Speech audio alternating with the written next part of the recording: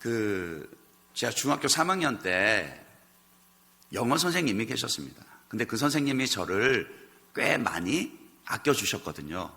그래서 이제 방과 후에 남아서 그렇게 자율학습으로 공부하고 뭐 이렇게 하다 보면은 한 번씩 간식을 사줄 때도 있었고요. 또 종종 그 좋은 말씀을 해 주시기도 했습니다. 저는 이제 중학교 2학년 때부터 처음 교회를 다녔었거든요. 중학교 2학년 때 친구 전도로 처음 교회를 오게 되었고 예수를 믿게 되었는데 그 영어 선생님도 그 사실을 잘 알고 계셨어요. 근데 한 번은 저에게 이런 말씀을 하시는 거예요. 뭐라 그러는 거니까, 기창아, 신을 믿는 것도 좋은데 먼저 너 자신을 믿어야 한다. 어린 나이였지만 선생님의 그 말씀이 참 인상 깊었습니다. 자신을 믿으며 살아가는 것이 중요하구나. 사실 그 선생님만이 아니라 많은 사람들은요, 스스로를 믿으며 살아가려 합니다.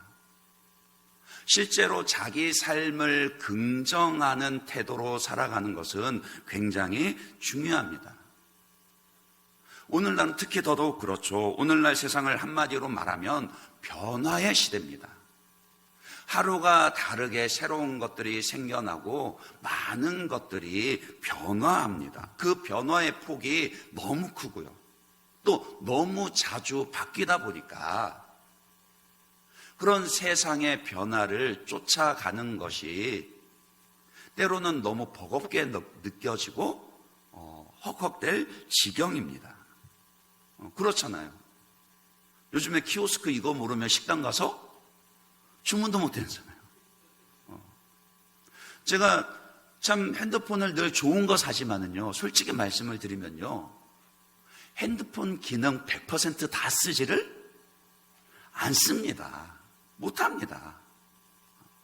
그만큼 그런 세상의 변화 가운데 따라가지 못하는 부분들이 있다라는 것이죠. 그런데 그렇게 세상의 변화에서 내가 따라가지 못한다라는 것을 느끼기 시작하면은요,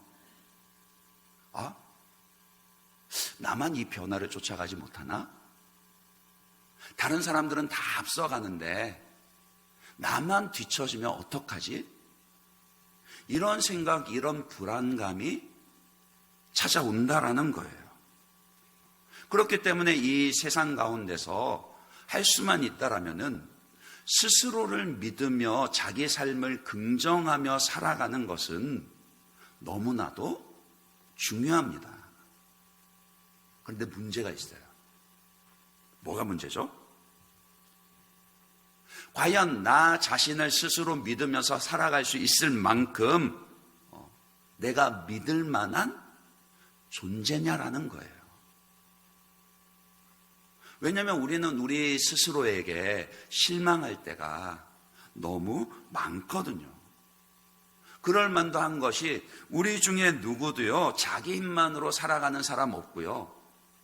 또 자기가 마음 먹은 대로만 인생을 살아가는 사람은 아무도 없습니다. 혹시 지금 여러분들 중에 계세요? 나는 나 혼자 힘만으로 살아갈 수 있다.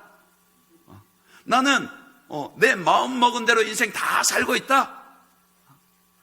아마 아무도 안 계실 겁니다. 그러니까 자기 힘만으로는요, 이 급변하는 또 위험이 많은 이 세상을 온전히 살아갈 수가 없다라는 거예요.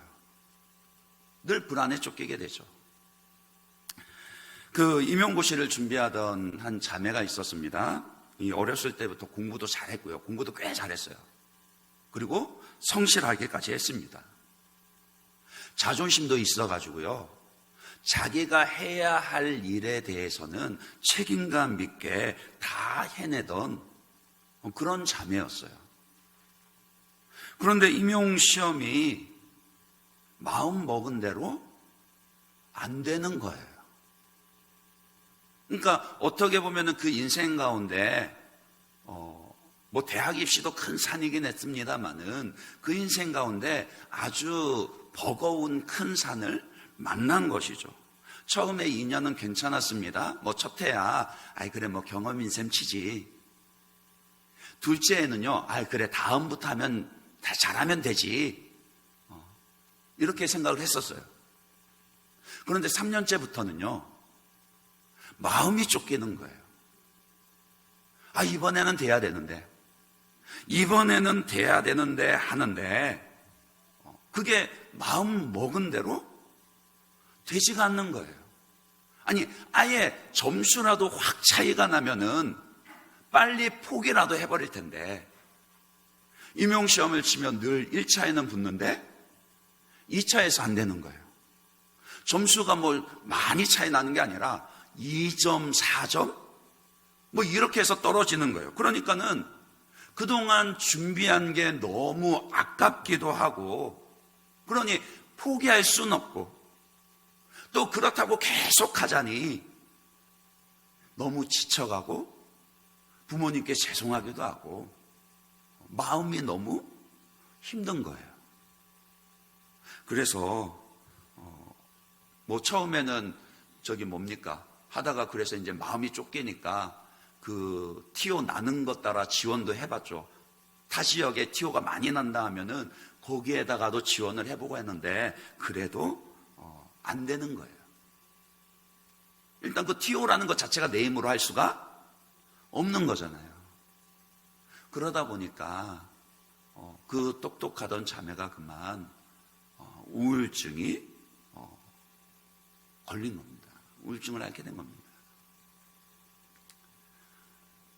그 자매만 그렇습니까? 경우가 달라서 그렇지요. 그러니까 세상 모든 사람들이 다 자기를 믿으면서 살아갈 수 있기를 원하지만, 그러나 인간은요, 스스로를 믿으며 살아가기에는 너무나도 연약하고 부족하다라는 거예요. 결국 우리는 그것을 인정할 수밖에 없습니다. 그래서 우리는 누군가 우리를 도와줄 분이 필요하다, 이거 인정할 수밖에 없다라고요. 이제 그러면은 여러분들 가운데 이렇게 물으실 수도 있겠죠. 그러면은 굳이 그 도움이 하나님이어야 되냐? 뭐 꼭 예수님 믿어야 되냐? 내 곁에는 부모님도 계시고 남편도 있고 아내도 있고 자식들도 있는데 난 좋은 친구들도 있는데 꼭 예수 믿어야 되냐? 이렇게 생각하실 수 있죠. 맞습니다. 우리 곁에는 소중한 사람들, 사랑하는 사람들이 있습니다. 그런데 한번 생각해 보세요. 아무리 사랑한다고 해도, 사랑한다고 해서 다 도와주고 늘 함께 있을 수 있습니까? 아니에요. 그러지를 못해요. 내가 아무리 내 자식 아무리 사랑한다고 해도요, 이제 곧 있으면은 수능일인데, 11월 13일 수능일인데, 내 자식 아무리 사랑한다고 해서 그 부모님이 수험장 같이 들어갈 수 있습니까? 없습니까? 못 들어갑니다. 자녀가 아픈 거 부모가 더 마음 아파하는데, 그 자녀 수술실 들어갈 때 부모가 같이 들어갈 수 있어요? 없어요? 없습니다. 자식 군대 간다고 같이 군대 들어간 부모 보셨어요? 없어요.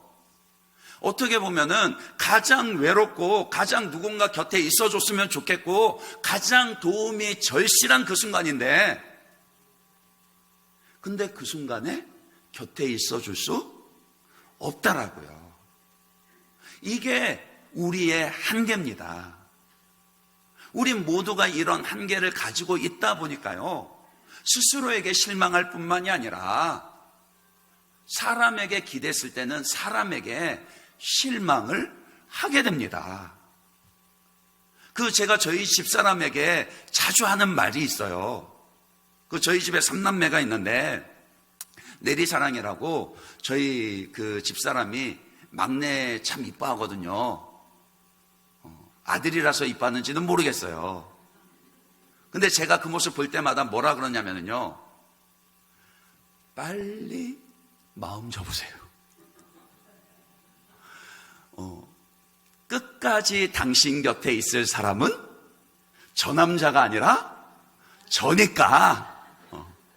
아들은 암만 기대해봤자 뭐라고요? 때 되면은 배신하고 떠나갑니다. 그러니까요, 아무리 가까운 사람이라고 해도요, 아무리 사랑하는 사람이라 할지라도요, 사람에게 의지하는 것은요, 실망하게 된다라고요. 그것은 그 사람이 나빠서가 아니라 사람이 한계가 있기 때문이에요. 사람은 의지할 대상이 못 된다라는 겁니다. 무엇보다도요, 결정적으로 죽음의 순간에 곁에 같이 갈 수 있나요? 아니에요. 가장 두렵고 가장 외로운 그 인생의 마지막 걸음을요, 모든 사람이 혼자 가야 합니다. 그게 인생이라고요. 그렇기 때문에 우리에게는요, 이 땅 위에서 삶뿐만이 아니라 죽음 너머의 영원까지 우리를 지켜주시고 우리를 인도해 주실 분이 필요하다라는 겁니다. 그래서 하나님이 우리에게 하나님의 아들이신 예수님을 보내주셨어요. 오늘 말씀에 보면은 예수님이 자신을 뭐라고 소개를 하고 있습니까? 오늘 말씀 7절 말씀에는 이렇게 이야기합니다. 그러므로 예수께서 다시 이르시되 내가 진실로 진실로 너희에게 말하노니 나는 양의 문이라. 그리고 또 11절 말씀도 한번 볼까요? 11절 말씀은 여러분이 같이 한번 읽어봐 주세요. 같이 했습니다. 시작.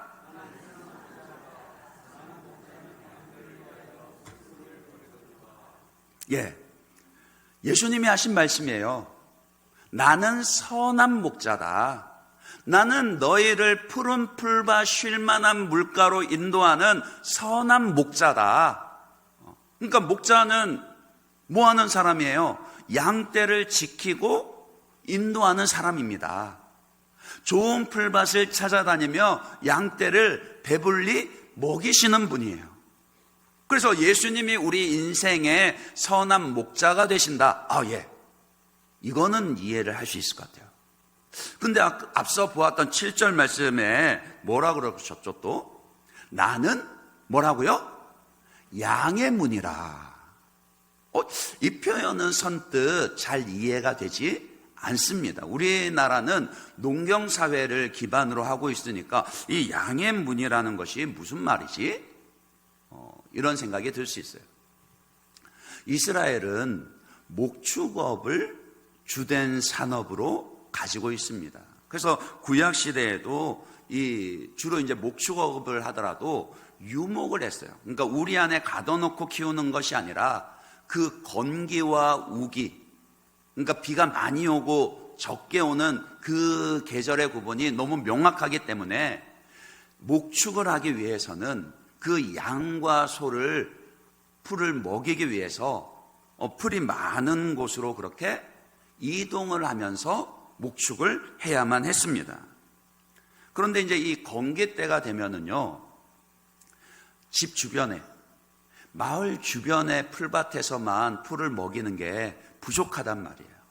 그러니까 그 풀을 찾아서 양들을 먹이기 위해서 때로는 멀리까지 떠나가야 되는데, 그렇게 멀리 가면은 해지기 전에 집으로 돌아올 수가 없겠죠. 이제 그럴 때는 어떻게 하느냐? 왜냐하면 빈들에는요, 그냥 양들을 두고 있기에는 호시탐탐 그 양들을 물어가려고 하는 사나운 이리를 비롯해서 짐승들의 위협이 많거든요. 그러니까 그 목자가 빈들에서 그 양들을 보호하기 위해서 울타리를 만들어줍니다. 그러니까 뭐 집에 있는 축사처럼 기둥 세우고 지붕 얹고 그렇게는 하지 않는데, 주로 그 지방에서는 돌담을 쌓아서 양들을 보호할 수 있는 그 임시 울타리를 만들어 놓은 거예요. 그리고 해질녘이 되면은 목자가 양들을 한 마리씩 그 이름을 부릅니다. 신기하죠? 제가 양을 길러보지는 않아서 모르겠습니다만은, 왜 우리가 반려견, 반려묘 키우시는 분들은 아시잖아요. 주인이 부르는 거하고 남이 부르는 거하고 알아요, 몰라요? 압니다. 근데 양들도 그렇대요. 양들도 자기 목자 음성은 알아서 그 목자가 그 한 마리 한 마리 개성에 따라서 이름을 붙여주고 한 마리 한 마리 이름을 부르면 그 목자 음성을 듣고 우리로 들어간다는 거예요. 그러면은 그 밤을 안전하게 해요. 사나운 그런 짐승과 그런 위험으로부터 보호받으며 안전하게 그렇게 보낼 수가 있는 것이죠. 이제 목자는 그렇게 양들을 다 우리에 들여보내고 나면은 뭐 그 우리의 이제 문을 달거나 아니면 아예 그 앞에 자리를 깔고 누워서 밤새도록 양을 지킵니다. 그러니까 예수님께서 나는 양의 문이라 이 말씀하시는 것은요, 바로 그런 광경을 비유해서 하시는 말씀이에요. 마치 이리처럼, 이리가 그 양떼들을 노릴 때 보호하기 위해서 자기 양떼들을 안전하게 울타리 안으로 들이시는 것처럼 예수님께서 우리 인생의 선한 목자가 되어주셔서 불안해할 수밖에, 우울해할 수밖에 없는 그 많은 위험들로부터 우리의 인생을 지키시고 보호하시고 인도해 주신다, 그 말씀을 하시는 겁니다. 오늘 말씀의 그 8절에 보시면은요, 이 양의 문과 대조가 되는 절도와 강도가 등장합니다. 그러니까 나보다 먼저 온 자는 다 절도요 강도들이니 양들이 듣지 아니하였느니라 그랬어요. 그러니까 양을 노리는 것은 사나운 이리만 있는 게 아니라 절도도 있고 도둑도 있고요, 강도도 있다라는 거예요. 물론 예수님께서 이 말씀을 하실 때 1차적으로 염두에 두신 사람은요, 그 당시에 유대인들 가운데 바리새인들입니다. 왜냐하면 이 사람들은 하나님의 율법을 밝히 안다라고 스스로 자랑하고 있었던 그런 사람들이었거든요. 그럼에도 불구하고 빛으로 오신 예수님을 알아보지 못했고, 오히려 그 백성들에게 과도하게 율법을 강요하면서 그들의 재산을 수탈하며, 그렇게 그 백성들의 삶을 훨씬 더 고달프게 버겁게 만들던 그런 사람들. 그래서 예수님이 그들 향해서 절도요 강도라 그리 말씀하신 거예요. 오늘날에도 이런 위험들, 이런 부류의 사람들은 우리 삶 주변에 많이 있습니다. 지금은요, 예수 믿는 것도 중요한데 그 못지않게요, 좋은 교회, 건강한 교회를 만나는 것도 너무 중요한 시기가 돼버렸어요. 교회 간판은 달고 있는데 이상한 데가 너무 많거든요. 그런데 조금 더 생각을 해보면 우리 삶을 위협하고 우리에게서 행복을 빼앗아 가는 것이 그 짐승과 그리고 또 이 절도와 강도가 단지 종교적인 그런 이단들 뿐일까요? 아닙니다. 그것 외에도요, 우리를 불안하게 만들고 우리를 우울하게 만들고 우리 삶에서 행복을 빼앗아, 기쁨을 빼앗아가는 그런 위험들은 너무나도 많다라는 거예요. 보이스피싱 같은 그런 범죄들 비롯해서요, 뭐 싱크홀 같은 그런 사고도 있대요. 얼마 전에는 그 애기 엄마가 그 킥보드 달려오는데 자기 자녀들 보호하려다가 몸으로 막다가 중태에 빠졌다는 그런 기사도 봤어요. 그러니까 우리 삶에는, 세상에는 전혀 예기치도 못하게 우리의 삶에서 행복을 빼앗아가고 불안하게 만드는 그런 일들이 너무 비일비재하다라는 겁니다. 뭐 그렇다고 제가 여러분들에게 그거를 말씀드리는 건 아니고, 예수님이 우리의 인생을 그 모든 불안과 두려움으로부터 안전하게 지키시는 천국의 울타리 안으로 불러들이신다라고요. 제가 그 말씀 드리려는 거예요. 그러면서 예수님은 뭐라 그러십니까? 자신을 가리켜서 양의 문이라 하면서 자신을 통해서만 풍성한 생명을 얻을 수 있다. 그리 말씀하세요. 9절 10절 말씀입니다. 같이 한번 읽어볼까요? 9절 10절 말씀요. 여러분들 한번 읽어봐 주세요. 같이 읽습니다. 시작.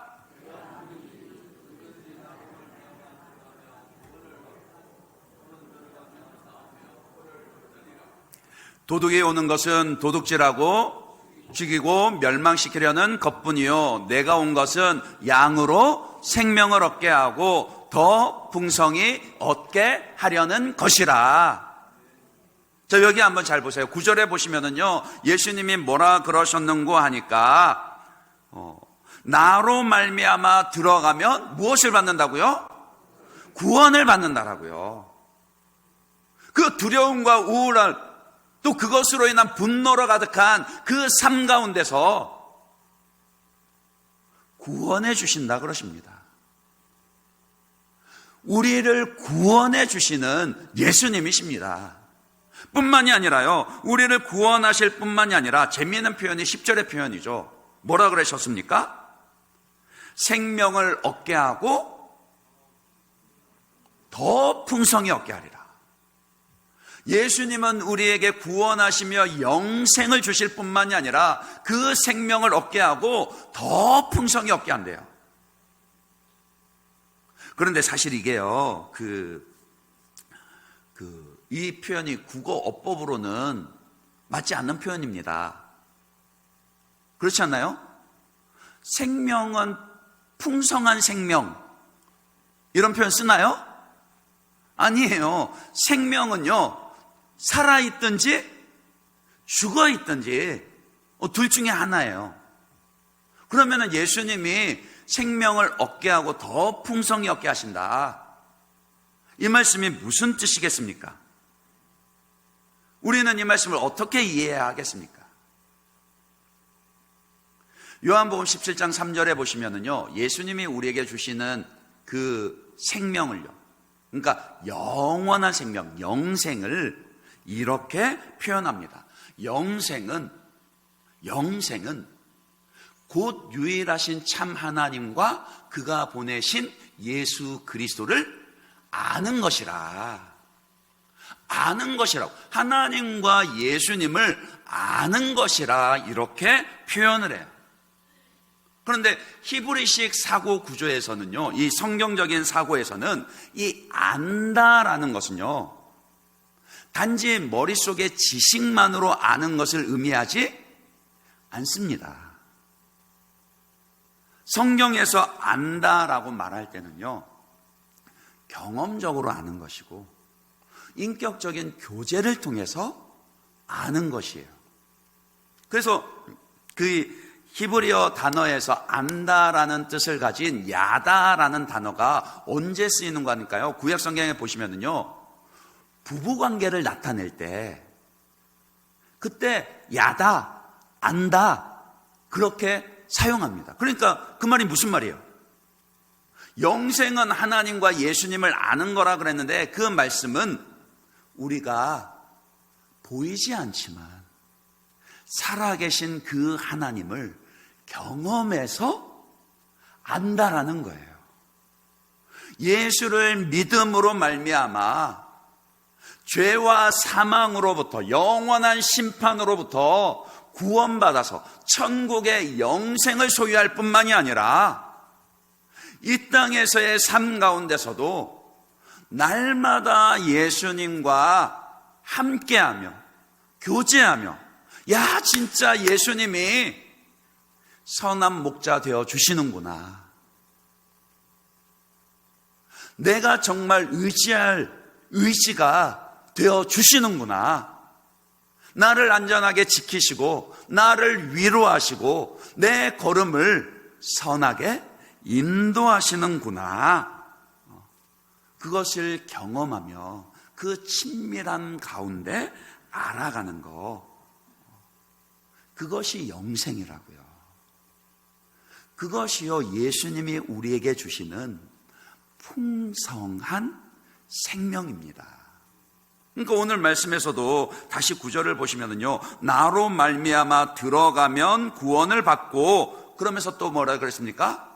나로 말미암아 들어가면 구원을 받고, 또는 들어가며 나오며 꼴을 얻으리라. 그러니까 여기서 말씀하신 들어가며 나오며 이 표현이요, 뭐 천국을 들어갔다 나왔다, 뭐 우리의 구원이 받았다가 취소됐다, 이런 뜻이 아니라요, 그 선한 목자가 인도하실 때 저녁이면은 그 목자가 준비한 울타리 안으로 들어가서 안전하게 밤을 보내고, 아침이면은 또 목자의 인도를 따라서 울타리 밖으로 나와서 그 풍성한 꼴을 먹는 것처럼요, 양의 문이 되신 그 예수님을 들어가며 나오듯이 날마다 경험하고 함께하면서 예수님 안에 있는 그 기쁨과 평강과 은혜를 충만하게 누리며 사는 복된 삶을 의미하는 거라고요. 그러니까 예수 믿는 거는요, 내가 예수 한번 믿는다고 해서 그냥 천국 가는 걸로 끝, 이게 아니라 우리가 이 세상에서는 기대할 수 없고 이 세상에서는 경험할 수 없는 훨씬 더 부유하고 아름다운 그런 복된 삶이 있다라는 겁니다. 하나님은요, 복되신 하나님이실 뿐만이 아니라 우리를 복되게 하시는 하나님이십니다. 그 서두에 말씀드렸던 임용 준비하다가 그 우울증이 들었던 그 자매요, 처음에 만났을 때는 좀 꽤 심각했습니다. 우울증이 심각했어요. 그리고 우울증이 깊어지다 보니까 그 똑똑했던 자매가 스스로에 대해서는 자신감도 잃어버리고 실망하는 것밖에 없고 뭘 제대로 할 수가 없는 그런 지경이었어요. 그런데 달라지더라고요. 예수님을 믿으니까 달라지더라고요. 예수님을 믿고 예수님이 선한 목자 되셔서 내 삶을 인도해 가신다라는 것을 믿고 경험하게 되니까 달라지더라는 겁니다. 임용이 되진 않았어요. 결국에는 그 자매가 그 임용시험에 합격하지는 못했습니다. 그러나 기간제 교사로 그렇게 계속해서 아이들을 가르치면서 이전에 그 우울함 가운데, 좌절 가운데 무기력한 그런 모습과는 전혀 다르게요, 다시금 생기를 되찾고 그렇게 기쁨 가운데 삶을 살아가게 되더라고요. 누가 그렇게 하신 거죠? 예수님이요. 예수님은 오늘도 우리를 그런 은혜의 삶으로 부르십니다. 그런데 그게 그냥 되지는 않죠. 대가가 필요합니다.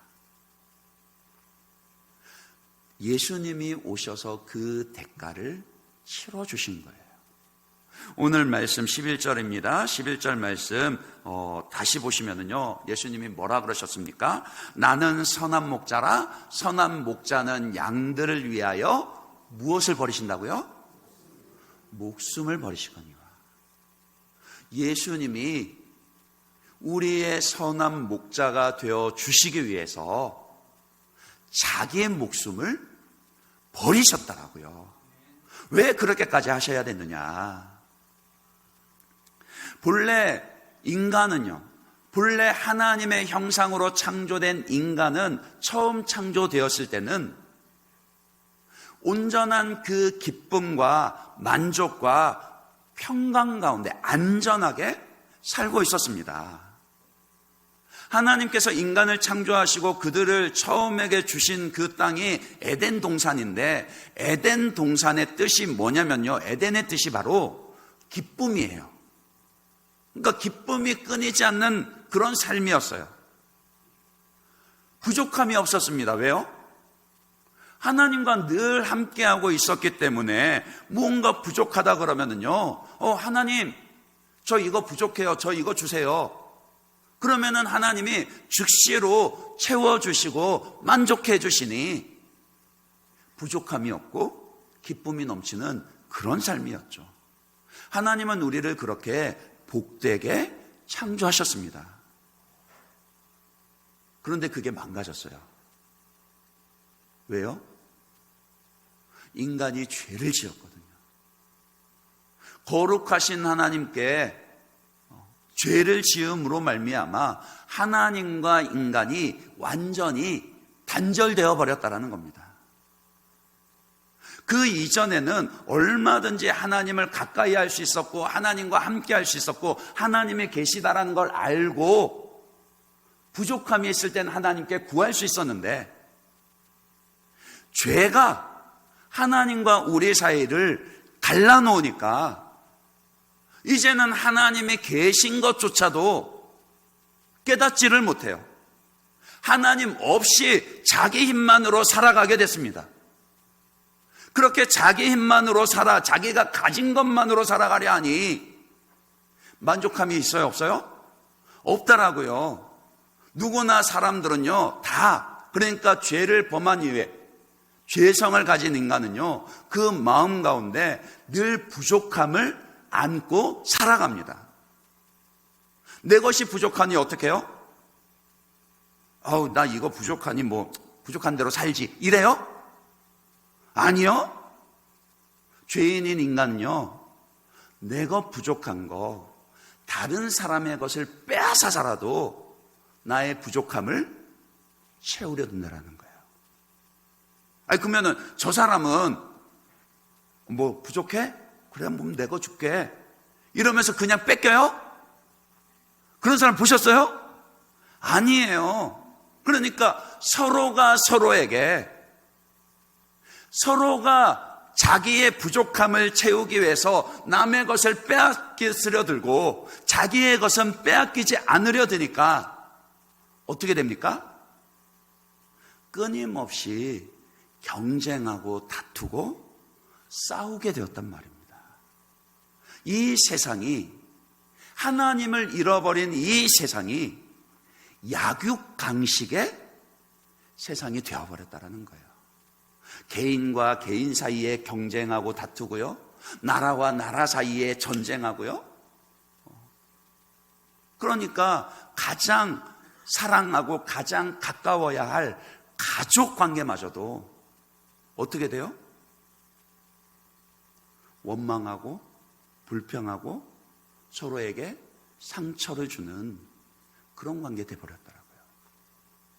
그러니까 우리가 이 삶 가운데서 겪는 그 고통과 그 두려움들을요, 사실은 그 근원을 따지고 들어가 보면은 그 가장 깊은 곳에는 뭐가 있다고요? 죄가 있습니다.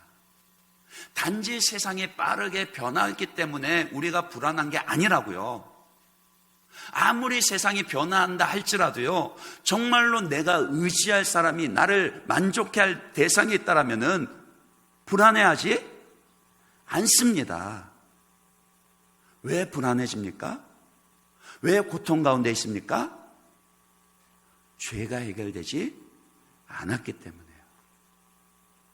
예수님이 이 땅에 오신 것은 하나님의 아들이신 예수님께서 인간의 몸을 입고 이 세상에 오신 것은 바로 저와 여러분의 죄를 해결해 주기 위해서요.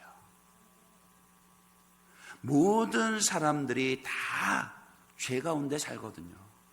하나님을 알지 못하고 하나님을 인정하지 아니하고 하나님의 뜻에서 멀어지는 그 죄 가운데, 그러니까 자기의 욕심을 따라서 자기를 우선하며 그렇게 살아간다라고요. 그 사람이 죄인이다라는 것은 제가 저희 집 아이들로 예를 잘 들거든요. 저희 집에 3남매가 있습니다만은 저는요, 여러분 앞에서 양심껏 말씀을 드리는데요, 단 한 번도 저희 집 아이들에게 거짓말 잘하는 법을 가르쳐 본 적이 없어요. 제가 우리 아이들에게, 야, 일로 와봐. 너 거짓말 어떻게 하면 잘하는지 알아? 일로 와봐. 뭐 그렇게 가르친다라든지 아니면 거짓말 잘하는 법을 배울 수 있는 학원을 보낸다든지 이런 적이 없어요. 오히려 어떻게 가르쳤겠습니까?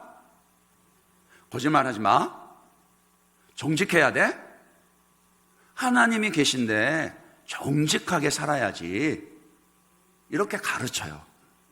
가르쳤어요. 그런데 기가 막히게 뭘 해요?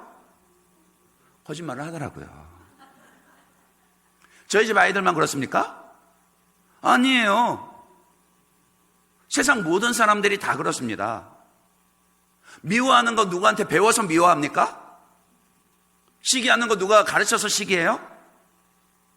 탐욕에 욕심내는 거 누가 그렇게 강요해서 욕심냅니까? 아니에요. 그러니까 그게 무슨 말씀이냐면 죄를 지어서 죄인 되는 게 아니라 죄인이라서 죄를 짓는다고요. 우리 모두가 다 해결되지 않은 그 죄가 있으니까 하나님을 가까이 하지 못하고 그 죄로 말미암은 고통 가운데 불안해하며 살아가고 있더라고요. 그 죄를 예수님이 오셔서 해결해 주십니다. 어떻게 해요? 죄의 삭은 사망이라. 죄를 해결하기 위해서는 생명으로 값을 치러야 하거든요.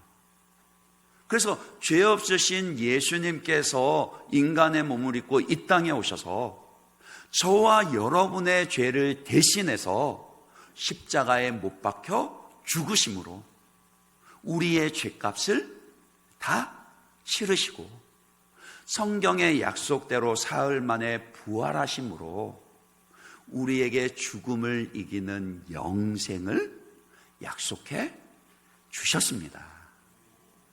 누구든지 예수님을 믿기만 하면요. 그러니까 나의 죄를 회개하고 예수님을 나의 구주로, 예수님이 내 죄를 대신해서 십자가에 못 박혀 죽으시고 부활하심을 믿습니다. 그렇게 예수님을 구주로 믿기만 하면 하나님은 우리의 모든 죄를 다 용서해 주시고 하나님과의 그 잃어버린 관계를 회복시켜 주신다라고요. 하나님 앞에서 의롭다 하시며 자녀 삼아 주실 뿐만이 아니라요, 오늘 말씀처럼 선한 목자 되신 예수님께서 늘 우리와 함께 하시며 우리의 인생의 걸음을 인도하십니다. 푸른 풀밭 쉴 만한 물가로 인도하심으로 배불리 꼴을 먹게 하시고 편안히 쉬게 하시고 또 그 든든한 울타리 안으로 우리를 들으심으로 그 불안과 두려움에서 벗어나서 생명으로 풍성한 그 기쁨과 만족과 평강이 있는 복된 삶으로 인도하신다라는 거예요. 무엇보다도 영원한 천국을 소망하며 살아갈 수 있게 하십니다. 오늘 우리 성도님들의 초대를 받으시고 처음 나오신 분들요, 바로 하나님이 지금 여러분을 부르십니다. 더 풍성한 삶으로 여러분들을 부르세요. 예수님을 믿기만 하면 내가 너희의 선한 목자 되어 늘 함께하며 인도하시겠다, 그런 약속을 하신다라고요. 그리고 양들이요, 목자를 늘 함께하며 드나들면서 꼴을 얻고 만족하듯이 우리 모두는 날마다 예수님을 경험하며 그렇게 더 깊이 알아가야 합니다. 그래서 하나님이 우리에게 원하시는 대로요, 하나님을 기뻐하며 하나님을 기쁘시게 해드리며 그 풍성함과 넘치는 그런 생명의 삶을 살아갈 수 있는 그런 은혜가 저와 여러분에게 있으시기를 주님의 이름으로 축원합니다.